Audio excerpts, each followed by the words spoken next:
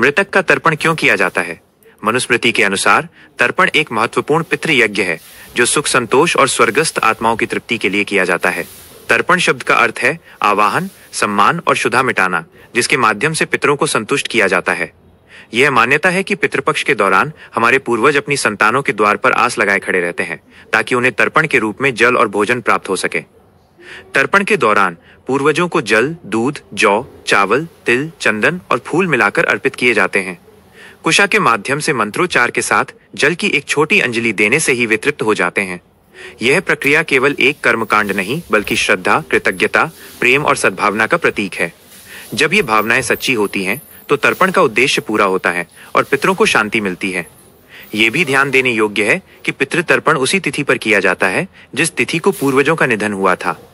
जिन लोगों को अपने पूर्वजों की मृत्यु तिथि याद नहीं होती, वे आश्विन कृष्ण अमावस्या यानी सर्व पितृ मोक्ष अमावस्या को ये कार्य करते हैं ताकि सभी पितरों को मोक्ष का मार्ग दिखाया जा सके। ये माना जाता है कि जब तक वंशज तर्पण नहीं करते, मृत आत्माओं को शांति नहीं मिलती और वे भटकती रहती हैं। हमारी श्राद्ध प्रक्रिया में 6 प्रकार के तर्पण शामिल हैं जिनके पीछे गहरा दार्शनिक महत्व छिपा है। 1. देव तर्पण। इसके अंतर्गत जल, वायु, सूर्य, अग्नि, चंद्र और विद्युत जैसी दैवीय शक्तियों के साथ साथ निःस्वार्थ भाव से मानव कल्याण के लिए कार्य करने वाली मुक्त आत्माओं के प्रति श्रद्धा व्यक्त की जाती है। 2. ऋषि तर्पण।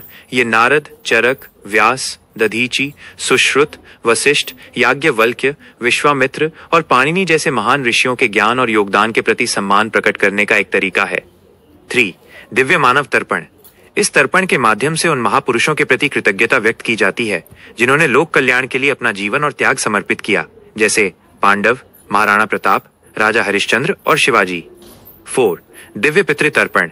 ये उन पूर्वजों के प्रति कृतज्ञता की अभिव्यक्ति है जिन्होंने अपने पीछे अनुकरणीय परंपराएं और पवित्र प्रतिष्ठा छोड़ी है।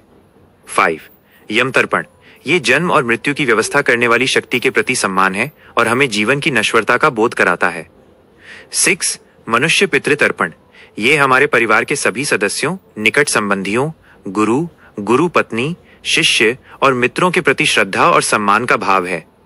इस तरह तर्पण केवल एक धार्मिक अनुष्ठान नहीं बल्कि सद्भावनाओं को जागृत करने का एक माध्यम है।